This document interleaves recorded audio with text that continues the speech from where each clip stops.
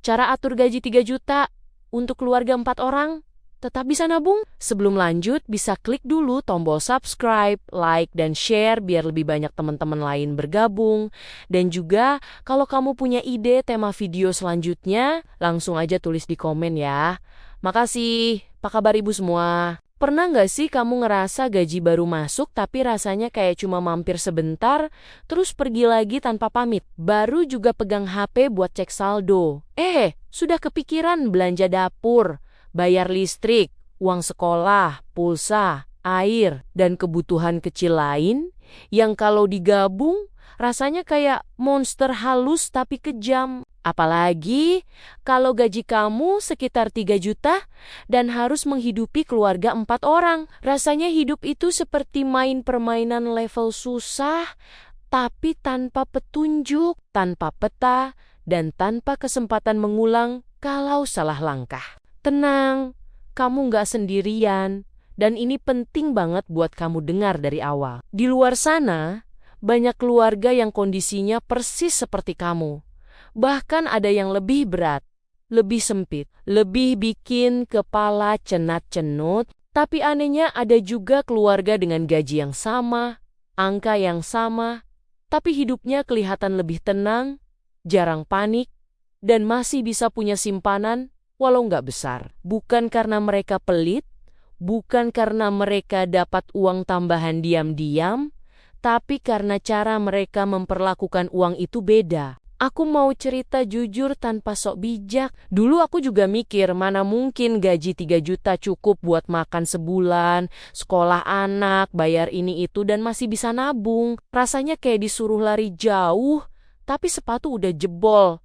Napas usah ngos-ngosan hampir habis dan jalanan menanjak juga. Tapi setelah dijalanin, dipelajarin dan berkali-kali jatuh bangun, ternyata masalah paling besarnya bukan di angka gajinya, tapi di cara ngaturnya dan cara mikirnya. Kesalahan paling umum dan paling sering kejadian itu satu hal yang kelihatannya sepele. Kita nganggep tabungan itu dari sisa uang. Padahal kenyataannya, sisa uang itu hampir nggak pernah benar-benar ada. Yang ada sisa capek, sisa stres, dan sisa janji ke diri sendiri yang katanya bulan depan mau lebih rapi tapi kejadian lagi dan lagi. Kalau mau nabung dari gaji kecil, pola pikirnya harus dibalik beneran. Bukan nabung dari sisa, tapi nyisihin di awal, sekecil apapun itu. Walau cuma sedikit, walau kelihatannya receh, walau rasanya nggak ngaruh. Karena nabung itu bukan soal jumlah besar di awal,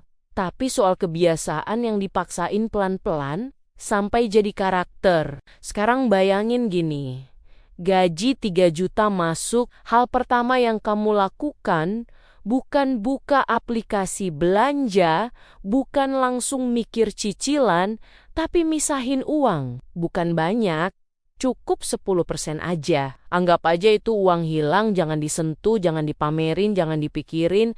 Anggap aja udah dikunci rapat. Biasanya di titik ini banyak yang langsung protes. Dan aku paham banget. Katanya jangankan nabung, buat makan aja udah ngos-ngosan. Buat bertahan sampai akhir bulan aja rasanya udah kayak perjuangan hidup mati. Nah, justru disinilah bagian paling sensitif dan paling penting, yaitu jujur sama diri sendiri tentang gaya hidup kita selama ini. Coba inget-inget pelan-pelan berapa kali jajan yang sebenarnya nggak direncanain, berapa kali beli karena lapar mata bukan lapar perut, berapa kali bilang cuma beli sedikit, tapi total belanjanya bikin dompet dan hati sama-sama kaget. Hal kecil yang diulang terus itu yang diam-diam bikin bocor. Aku juga pernah ngalamin hal yang sama. Masuk minimarket niatnya beli satu barang, keluar bawa kantong penuh sambil mikir, kok bisa begini? Padahal, kalau ditanya jujur, banyak barang di situ yang sebenarnya nggak mendesak. Cuma kelihatan lucu, kelihatan murah, dan kelihatan sayang kalau dilewatin. Di kondisi gaji 3 juta, yang harus diutamain itu sebenarnya cuma beberapa hal penting.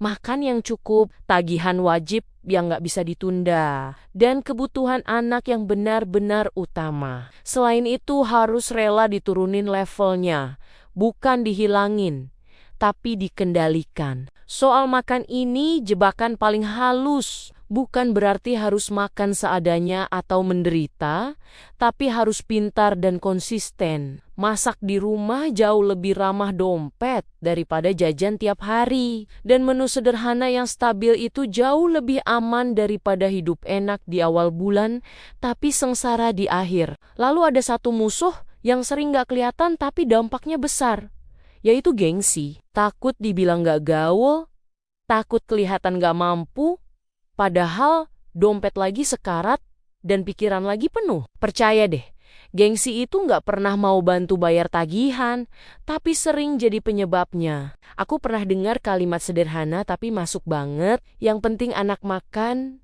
rumah tenang, orang mau ngomong apa itu urusan belakangan. Dan sejak itu aku sadar, kalau kamu ibu rumah tangga atau kepala keluarga yang lagi jungkir balik ngatur gaji kecil, kamu itu pahlawan yang nggak pakai jubah. Nabung dari gaji 3 juta itu bukan soal jadi kaya raya atau hidup mewah, tapi soal punya pegangan biar kalau ada kejadian mendadak, kita nggak langsung panik dan nyari pinjaman. Sedikit demi sedikit, lama-lama jadi bukit itu bukan kalimat motivasi kosong, tapi kenyataan kalau kamu mau mulai sekarang. Walau pelan, walau capek, karena yang bikin perubahan itu bukan besarnya uang, tapi keberanian buat mulai dan konsisten menjaga keluarga tetap berdiri. Jadi sejatinya, hidup dengan gaji 3 juta itu bukan soal siapa yang paling pintar menghitung, tapi siapa yang paling kuat bertahan dan mau jujur sama dirinya sendiri. Kita belajar bahwa uang kecil bukan berarti hidup harus selalu sempit. Selama kita mau mengubah cara berpikir, cara memilih, dan cara bersikap setiap hari. Dari sini kita paham bahwa ketenangan finansial itu dibangun dari keputusan kecil yang konsisten, bukan dari keajaiban yang datang tiba-tiba. Mulai sekarang, berhenti menyalahkan keadaan dan mulai ambil kendali atas apa yang ada di tangan kita. Gaji boleh terbatas, tapi sikap kita jangan ikut terbatas. Setiap rupiah yang diatur dengan sadar adalah bentuk tanggung jawab dan kasih sayang untuk keluarga. Saat mindset ini berubah, rasa cukup perlahan muncul dan hidup terasa lebih ringan walau angkanya tetap sama. Dan buat kamu yang hari ini masih berjuang, masih hitung-hitungan tiap akhir bulan, masih mikir panjang sebelum beli sesuatu, percayalah, kamu sedang melakukan hal besar. Kamu sedang membangun pondasi,